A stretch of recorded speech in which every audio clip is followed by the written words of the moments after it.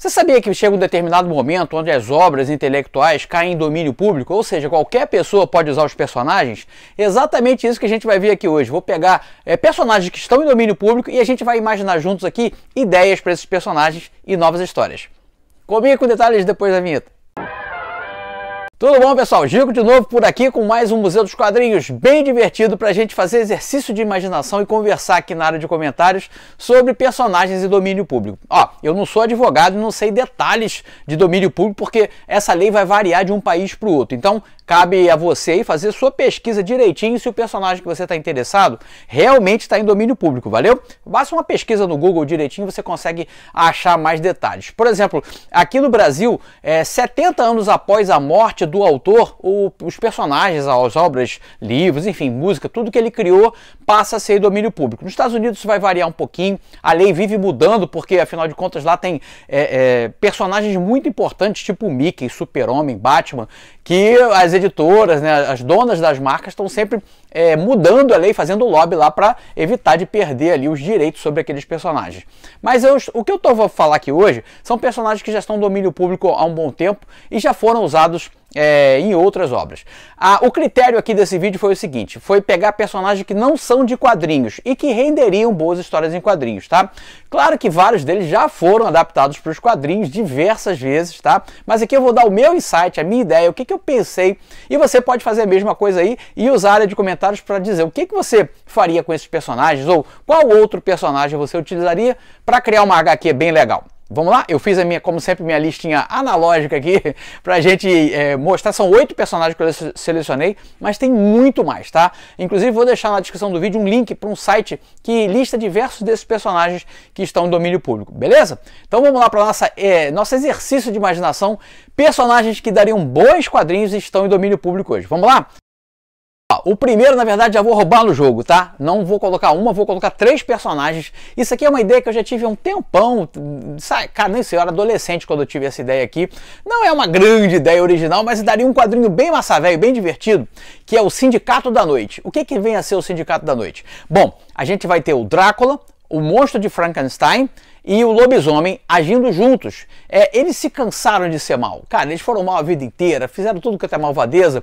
E hoje, a história se passa nos dias de hoje, os 3 se unem para fazer uma espécie de uma agência de investigação paranormal, de combate aos outros monstros que ainda são maus.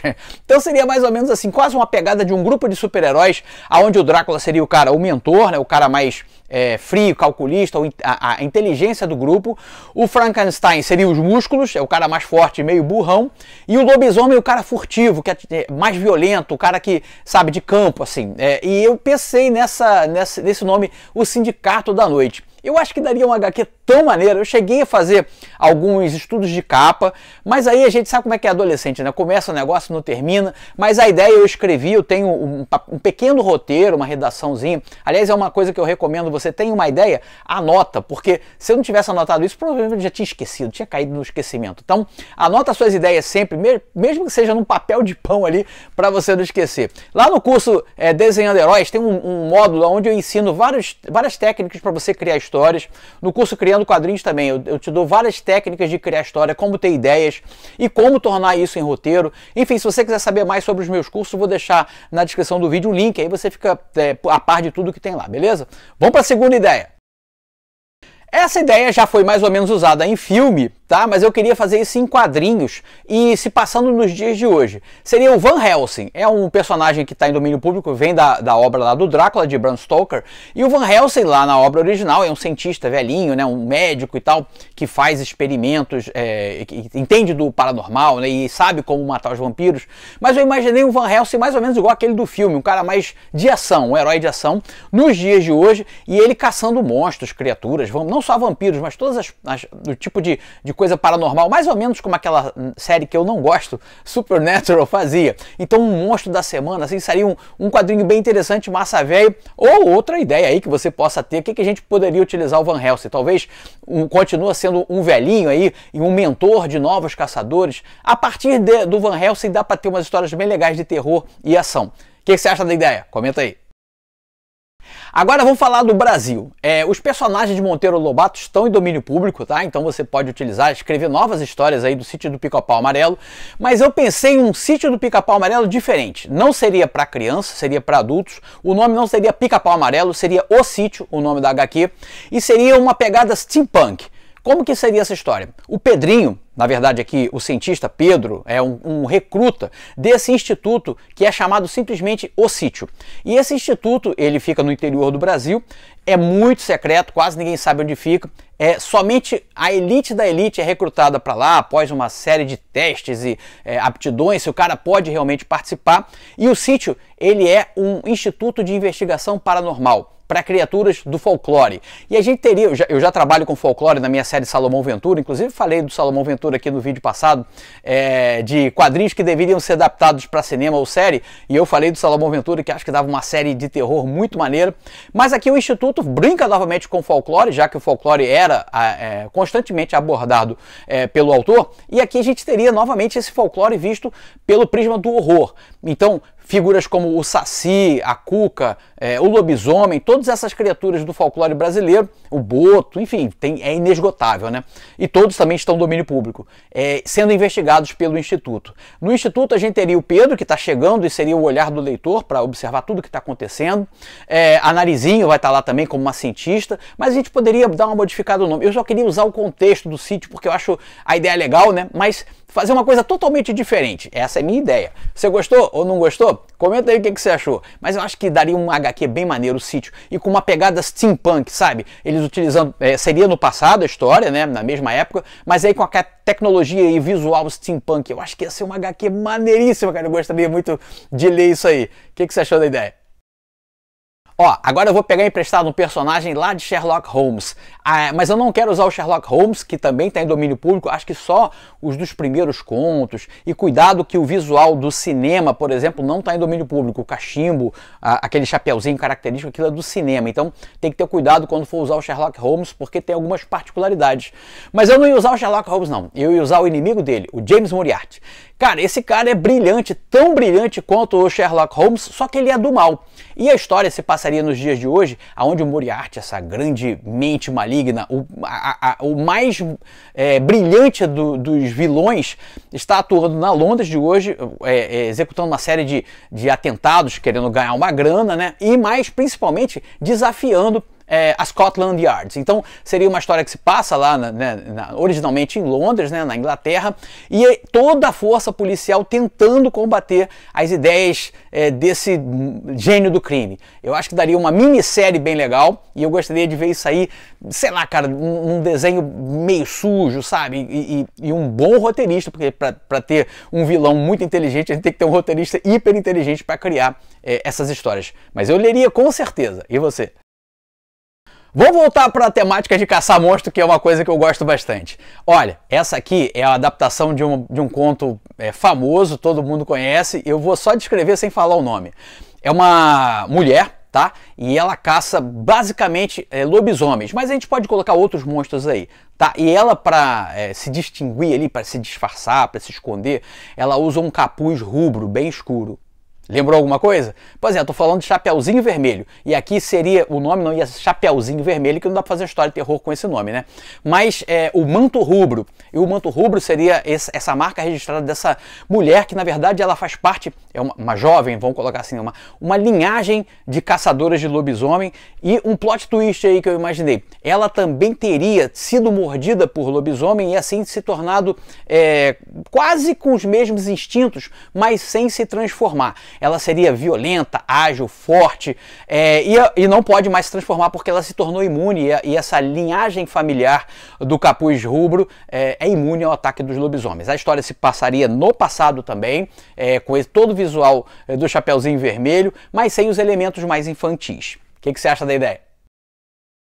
Ó, essa aqui o Stan Lee meio que surrupiou para criar o Hulk. Agora a gente vai fazer o caminho inverso, a gente vai pegar as ideias que o Stan Lee teve para fazer o Hulk e jogar no personagem original, algo que mais ou menos o Alan Moore fez em Liga Extraordinária. Eu estou falando de Hyde. A gente vai contar a história de Jekyll and Hyde, e aqui esse cientista que desenvolve essa fórmula, que deixa ele super forte, super agressivo e sem controle. A ideia aqui seria mostrar como o Hyde, o Jekyll, na verdade, né, quer utilizar a ciência para poder controlar o Hyde e usar essa força, já que ele não consegue se curar, pelo menos direcionar essa massa de músculos e força para o bem. Então seria um Hulk no passado, né, também se passaria no passado, adaptando esse conto e utilizando isso na linguagem dos quadrinhos. E eu acho que dava um HQ bem legal. O Alan Moore fez algo bem parecido, né? Ele, mais ou menos o que o Stan Lee fez, ele fez também. Mas eu queria ver só esse personagem aí e uma boa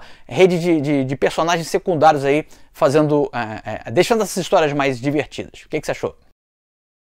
Ó, essa aqui também é terror. Vocês viram que eu falo muito de terror, né? Mas se você pensar bem, a história de super-heróis tem uma pegadinha no terror sempre, né? Que sempre tem monstro e inimigos terríveis. Eu tô falando de Cthulhu, o personagem de Lovecraft, aquele monstro, né? O Lovecraft sempre fala dessas criaturas cósmicas, gigantescas, monstruosas. E eu colocaria isso nos dias de hoje, o despertar de Cthulhu hoje em dia. Como que as pessoas, né? Como a tecnologia seria envolvida para poder impedir esse verdadeiro gigante, monstruoso, uma coisa sem par que está emergindo. Seria também uma minissérie, algo assim de 3, 4 episódios só para fechar a história. E imaginando o que aconteceria se isso fosse hoje, o despertar de Cthulhu fosse hoje. Como que a humanidade, os exércitos, e qual a eficiência que teria contra uma criatura mística, poderosa, gigantesca, desse jeito. Então seria um terror sci-fi, eu acho que fica bem legal. O que você faria se você fosse imortal? Bem, esse personagem, o Dorian, ele acabou enchendo o saco de passar séculos vivo, e ele tentou utilizar todo o conhecimento que ele adquire durante esses centenas de anos de vida. Ele vai ficando cada vez, já porque você tem muito tempo sobrando, né? Você tem recursos disponíveis, já que acredito que com esse tempo ele vai juntando muita grana. Tem uma hora que ele encheu o saco, não tem mais o que fazer, ele é imortal. Então vai dizer, bom, vou fazer alguma coisa de boa com isso tudo aí. E ele se torna o maior detetive de todos os tempos, já que ele é muito inteligente, tem muitos recursos, fala muitas línguas, tem acesso a tecnologias, ele tem tudo à mão. E ele se torna esse detetive simplesmente para poder matar o tempo. Você imagina algo assim? É quase como fosse um Batman, mas sem uniforme. E ele tem à disposição todos os recursos, ele é forte, ele sabe lutar, ele tem uma grande biblioteca, ele tem, cara, tudo que disponível, além de ter tido contato com diversos detetives pela história, né? Então ele consegue ter acesso a várias técnicas, desde as mais arcaicas até as mais modernas. A história se passaria nos dias de hoje, e a gente teria esse personagem, o Dorian, né, que vem do retrato de Dorian Gray, agindo aí como um detetive, um combatente do crime, mas nada de superpoder, nem uniforme não. Uma coisa mais pé no chão, voltada para adultos. Bom, essas foram as minhas ideias aí, utilizando personagens que estão em domínio público. Como eu falei, você pode pesquisar os seus, você pode criar histórias a partir desses personagens. Pode criar quadrinhos, livro, até música se você quiser. Os personagens estão aí para serem usados, e eu acho uma maneira legal de você manter viva a memória de personagens tão interessantes. Mas você também pode, como eu faço, criar os seus próprios personagens. E para isso eu deixo aqui no finalzinho do vídeo sempre o meu convite, vem conhecer os meus cursos Desenhando Heróis e Criando Quadrinhos, tá? O Desenhando Heróis é para quem quer aprender a desenhar nesse estilo super-heróis, e no final do curso, um dos últimos módulos, a gente tem um módulo de criação de personagens, onde eu te apresento a fábrica de personagens que eu utilizo, o método que eu criei chamado a Caixa de Arquétipos. Lá tá tudo explicadinho, você vai aprender, eu te garanto, do jeito que eu explico lá, e essa técnica que eu criei, qualquer um cria personagem, tá? E além disso você vai ter as técnicas para desenhar esses personagens nesse estilo Marvel e DC Comics. Já o Criando Quadrinhos é um curso que eu desenvolvi para quem quer criar histórias em quadrinhos, como a gente aqui chegou a dar várias ideias. Então é um curso de narrativa, de técnica para contar histórias em quadrinhos, tá? Então se você ficou interessado em um e outro, eu te convido a conhecer os sites, estão aqui na descrição do vídeo, os sites ficam no portal gico.com.br, lá tá tudo explicadinho. Se ficar com alguma dúvida, me manda um zap que eu te respondo. Gente, foi um prazer. Agora tá com vocês a bola, a área de comentários é de vocês. Diz aí que outros personagens de domínio público vocês utilizariam nas obras de vocês. Comenta, eu leio todos os comentários. Um abraço e até a próxima!